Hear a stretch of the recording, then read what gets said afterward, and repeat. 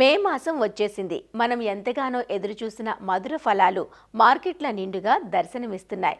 మంచి నాణ్యమైన కాయలను రైతులు ఎగుమతులు చేసి ఎంతో కొంత అధిక రాబడిని పొందటం మనకు తెలిసిందే.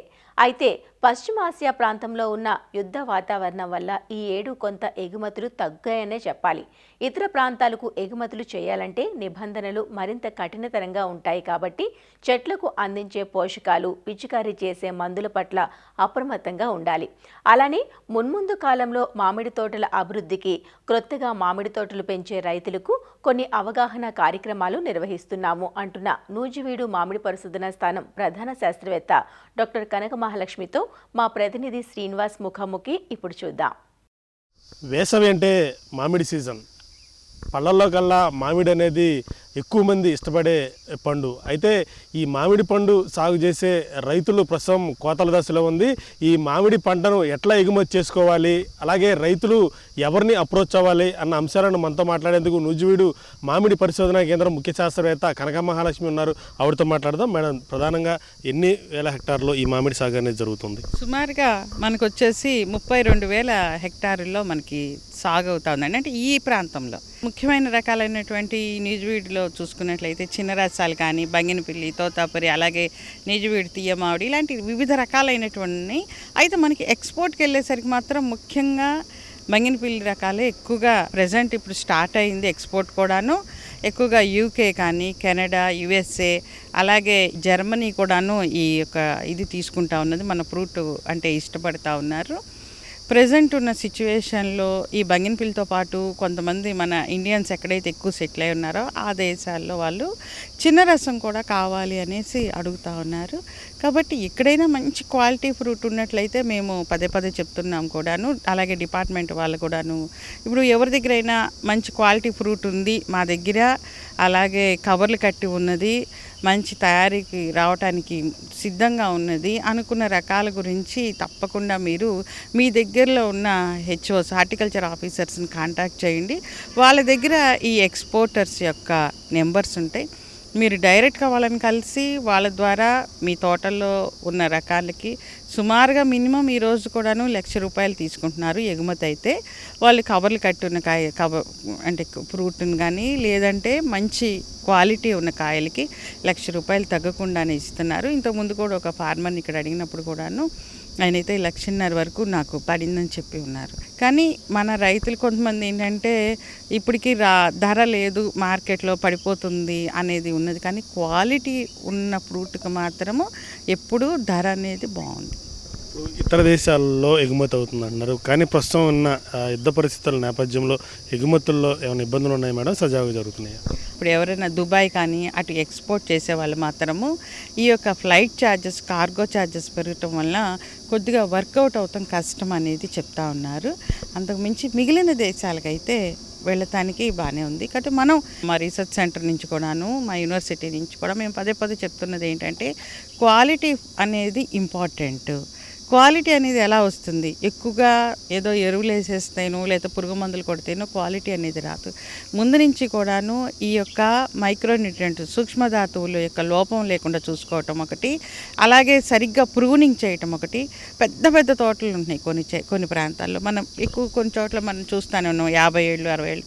అలాంటి దగ్గర ఈ యొక్క మనం మందులు ఏదైనా కొట్టినా, న్యూట్రియంట్స్ కొట్టినా కూడాను సరిగ్గా చెట్టు అంతా కవర్ అవ్వక కూడాను మనకేమవుతుందంటే అది అక్కడక్కడ ఈ పెస్ట్ ప్రాబ్లం పెరుగుతుంది. క్వాలిటీ ఉన్న కాయలు రావట్లేదు. వస్తాయి చెట్లు, 1,000-2,000 కాయలు కాసినాయండి అంటారు. కానీ దాంట్లో మనకి ఒక 500 కాయలు కూడాను మనకి మంచి ఎక్స్పోర్ట్ ఇది దొరకట్లేదు. కాబట్టి తప్పకుండా క్వాలిటీ మీద దృష్టి పెట్టాలండి. ఎన్ని పళ్ళు ఉన్నా సరే మామిడి పండుకున్న క్రేజ్ అనేది చాలా వేరుగా ఉంటుంది. చాలామంది కూడా సాగు చేయడానికి ముందుకు వస్తారు రైతులు. కానీ చాలామంది ఎక్కువ మందిలో పూర్వకాలం నుంచి చేసేవాళ్ళు అయితే ఓకే, కానీ కొత్తగా వచ్చే వాళ్ళకి సరైన అవగాహన ఉండడం లేదు. ఏమన్నా మీ రీసెర్చ్ సెంటర్ తరఫున అట్లాంటి కార్యక్రమం ఏమన్నా చేయదలుచుకున్నారు? అవునండి, మేమైతే చాలాసార్లు మీటింగ్స్ పెడతా ఉంటాము. పెట్టిన దగ్గర కూడా చెప్తాము ఏంటంటే చాలామంది ఏంటంటే ఓల్డ్ గార్డెన్స్ ఉన్నాయండి అని అంటారు. ఓల్డ్ గార్డెన్స్ ఉంటే రిజ్యువినేషన్ చేసుకోమని చెప్తాము. అంటే కొమ్మ కత్తిరింపులు చేసుకోవటము, కొమ్మ కత్తిరింపులు చేసిన తర్వాత ఒక బాగా సివియర్ ప్రూనింగ్ ఇచ్చేసి ఒక 7 అడుగుల ఎత్తు వరకు చెట్లని కొమ్మల వరకు మొత్తం కట్ చేసి దాని మీద వచ్చే చిగుళ్ళను కూడాను కొంచెం థిన్నింగ్ చేసుకుంటా మనం కానీ పెట్టుకున్నట్లయితే అది వితిన్ 2 ఇయర్స్లోనే ఒక 10 సంవత్సరాల మొక్కలు ఎలా కాస్తాయి అలా కాస్తుంది. అలాగే 20 గజాల దూరంలో పెట్టినవి అంటే పూర్వం పద్ధతిలో పెట్టినవి ఉన్నప్పుడు వాటి మధ్యలో 2 మొక్కలు పెట్టుకోవచ్చు కొత్తవి. లేదు మొత్తం తీసేసుకుంటామంటే తీసేయడం వల్ల వుడ్ కాస్ట్ వస్తుంది, సుమారు 2 లక్షలు 3 లక్షలు వుడ్ కాస్ట్ వస్తుంది. దాంట్లో 1 lakh మనం ఖర్చు పెట్టుకున్నా కూడాను కొత్తగా హై డెన్సిటీ కానీ ఆల్ట్రా హై డెన్సిటీ అంటే హై డెన్సిటీ వచ్చి సుమారు 220 మొక్కల వరకు ఒక ఎకరానికి పెట్టమని చెప్తున్నాం. ఆల్ట్రా హై డెన్సిటీ అంటే కొంచెం ఎక్కువ సివియర్ ప్రూనింగ్ అవి చేయటం వల్ల కొంచెం ఇబ్బంది పడుతున్నారండి రైతులు. మామూలుగా హై డెన్సిటీ చెప్తున్నాం. హై డెన్సిటీ కానీ చేసినట్లయితే ఈ మొక్కలు 5x5 స్పేసింగ్లో పెట్టుకుంటాము. చెట్లు కిందకే ఉంటాయి. 3వ సంవత్సరం నుంచి కాయలు వస్తాయి. సుమారు ఒక చెట్టుకు 25 కాయలు కాసినా లేకపోతే ఒక 30-40 కాయల వరకు వచ్చేస్తాయండి. వాటికి కవర్లు కట్టుకోవటం ఈజీ. మనకి ఓవరాల్గా 1-2 టన్నులు మనం పండించగలిగినా కూడాను ఆ తోట మొత్తం మీద మనకి సుమారుగా 1 lakh మనం పెట్టుకున్న 2 lakhs వరకు మనకి ఇన్కమ్ అనేది రావటం అవుతుంది. అంటే ఇప్పుడు చాలామంది ఆయిల్ పామ్ ఉంది, ఆయిల్ పామ్కి అయితే ఒక 4 సంవత్సరాలు పోతే ₹1,00,000 వస్తుంది అనేది లెక్క వస్తుంది. కానీ మనం కానీ మామిడిని కూడాను జాగ్రత్తగా చేసుకొని హై డెన్సిటీ కానీ పెట్టుకుంటే మనకి తప్పకుండా 1,00,000-1,50,000 ఒక టన్నుకి మనం రాగలుగుతుంది. అలాగే మనకి ఈ యొక్క ఎకరం పొలం నుంచి కూడాను మనం మినిమంగా ₹1,00,000 ఇన్కమ్ అనేది వస్తుంది. అంతేగాని మామిడి నష్టపోతామేమో, ఆయిల్ పామ్కి వెళ్తేనే బాగుంటుంది అనే ఇది అక్కర్లేదు. మీ పరిశోధనల ద్వారా ఈ మామిడి రైతులకు కానీ లేకపోతే ఈ సాగుకు కానీ ఎట్లా ఉపయోగపడుతుంది మేడం? కొత్తగా ఏమన్నా తీసుకున్నారా? ఎక్కువగా మేము రిజ్యువనేషన్ ఒకటి చెప్తున్నామండి. అంటే అలాగే high density ultra high density దీని మీద చెప్తున్నాము.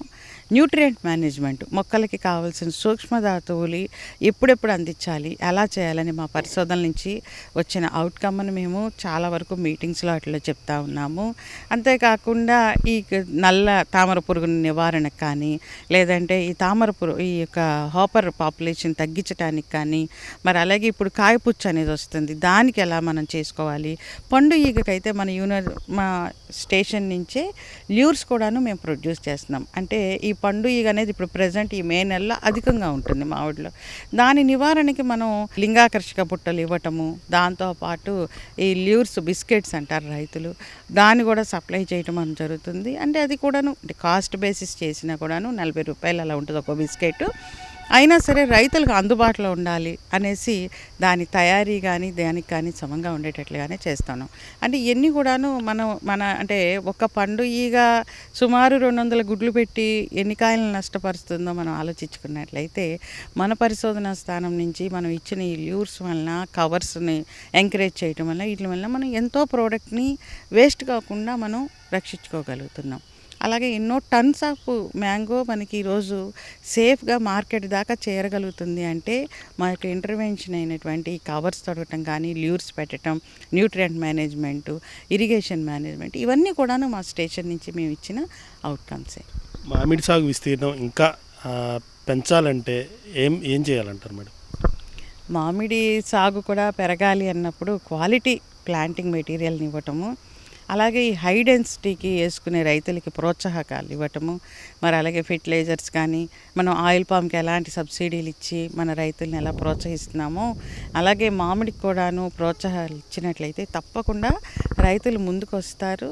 తప్పకుండా మామిడిని వేయటానికి చాలామంది ఉత్సాహంగానే ఉన్నారు. మొత్తంగా మామిడి విస్తీర్ణానికి సంబంధించి పెంపుదలకు సంబంధించి రైతులకు ప్రోత్సాహకాలు ఇస్తే వాళ్ళు ముందుకు వస్తారు. అలాగే ఈ మామిడి ఎగుమతులకు సంబంధించి కూడా క్వాలిటీ బాగుంటే ఇతర దేశాల్లో కూడా మన మామిడికి మంచి డిమాండ్ ఉందంటూ కూడా నూజివీడు మామిడి పరిశోధనా కేంద్రం ముఖ్య శాస్త్రవేత్త కనక మహాలక్ష్మి చెప్తున్నారు. కెమెరామెన్ రమణతో శ్రీనివాస్, ఈటీవీ న్యూస్, నూజివీడు, ఏలూరు జిల్లా.